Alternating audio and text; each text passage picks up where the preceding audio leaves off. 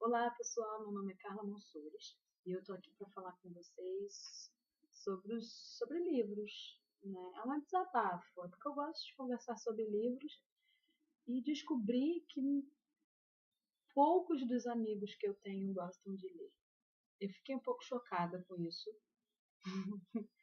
mas achei uma solução, né? Como eu gosto de falar, não me importo de falar para uma câmera, eu vou falar. Então, esse ano, eu comecei a fazer uma listinha no meu Facebook. Fiz uma listinha de todos os livros e filmes, peças de teatro que eu estou assistindo desde o 1º de janeiro até agora. Hoje é dia 11 de março, terça-feira. Primeira terça-feira útil depois do carnaval.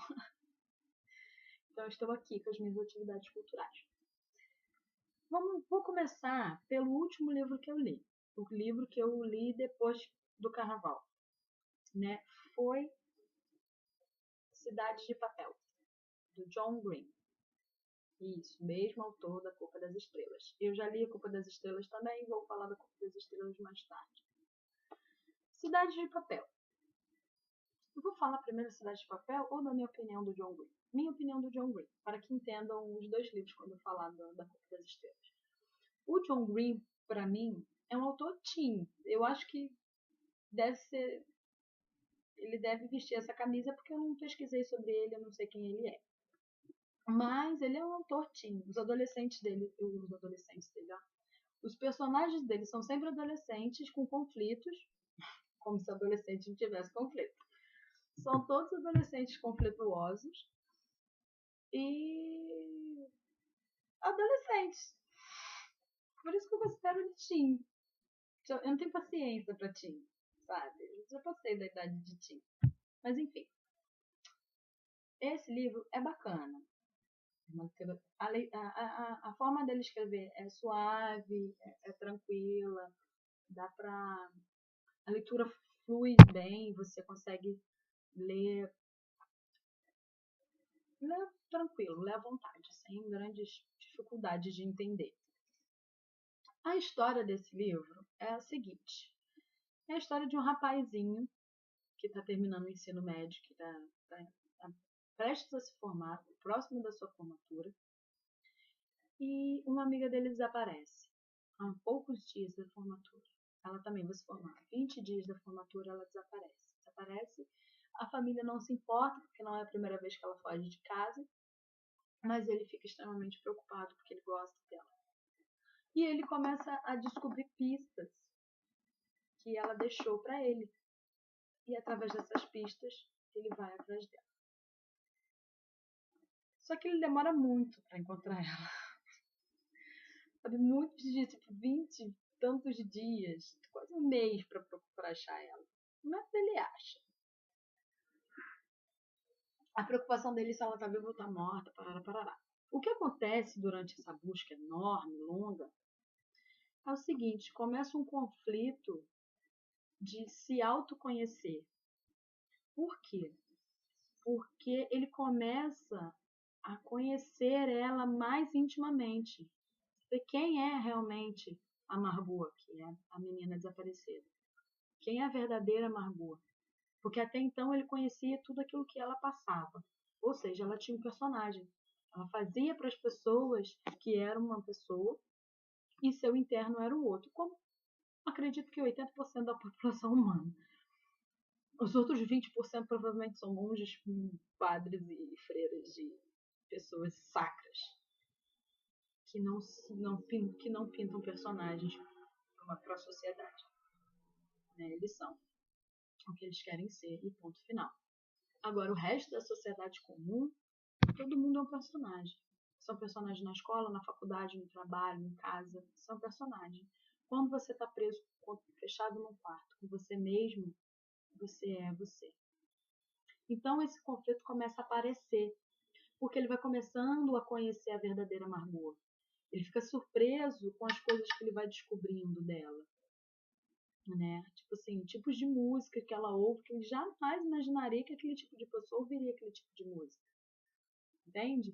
Então ele começa a descobrir a Margot, só que junto com a descoberta da Margot, ele começa a conhecer seus limites também, porque ele era um garoto muito ajustado, muito certo, e ele se vê muito maior do que ele mesmo pensava dele mesmo. Então é uma descoberta dele próprio, da amiga, dele próprio e do mundo. Ele começa a perceber que o mundo é visto todo de opiniões alheias, né? A visão que eu tenho de você parte da minha personalidade. O terceiro ali, que vai ter a mesma opinião, não vai ter uma opinião diferente, porque ele tem a personalidade dele, e a partir da personalidade dele muda a visão também. Então, é tudo muito vago, e ele vai conflitando consigo mesmo e com ele até encontrar ela. O que ajuda ele a encontrar ela? Um poema. Esse poema é um poema muito existencial, o cara é louco, viaja, é otimista e depressivo ao mesmo tempo, mas aí conforme ele vai lendo o texto, e vai estudando, e ele relê aquele poema milhões de vezes, ele vai debulhando aquele poema, e aquele poema vai abrindo a cabeça dele, e ele vai conseguindo enxergar a Margot e vai conseguindo ficar próximo dela até que ele encontra ela. Só que quando ele encontra ela ele fala, mas você deixou pistas para mim te encontrar. Ela fala, não deixei pistas para você me encontrar. Deixei pistas para você ir a um lugar e você lá conhecer a você mesmo. Só que ele passou além desse ponto que ela deixou. Ele conseguiu chegar até esse lugar.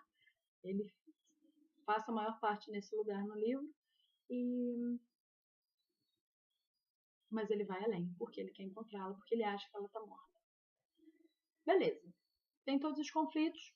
Parece TED, mas não é. É bacaninha. E o que é Cidade de Papel? Onde entra a Cidade de Papel na história? Cidade de Papel é uma coisa muito interessante que eu não sabia e fiquei super feliz de saber. Não vai mudar nada da minha vida, mas fiquei feliz. Cidade de Papel é o seguinte, os cartógrafos, quando eles fazem os mapas, para eles fazerem uma identidade do seu mapa, tipo, né, ninguém copiar o mapa foi eu que fiz, eu que desenhei, e ninguém pode copiar. Eles criam cidades de fantasia para botar no mapa.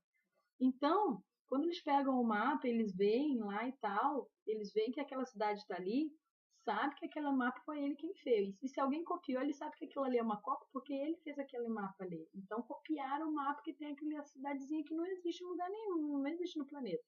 Mas o que acontece? As cidades acabam existindo por quê? Pessoas comuns do mundo, tipo assim, eu quero viajar, vou escolher a cidade tal. Aí ele vai, chegar lá não existe a cidade. Mas existe uma área, um terreno, alguma coisa, as pessoas começam a construir. Porque toda vez que chega, ela bate na porta da cara, oi, você sabe onde fica cidade tal? Não, essa cidade não existe.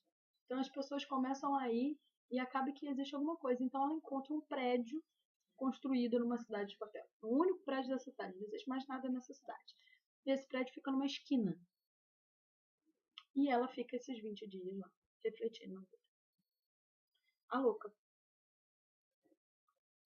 E ela vai para a cidade de papel. E ele fica correndo atrás de todas as cidades de papel que ele consegue até encontrar ela. O final eu acho besta, bobo, fraco, mas o livro é muito bacaninha e eu aconselho. Bom, hoje eu vou ficar só com esse livro, Cidades de Papel, John Green.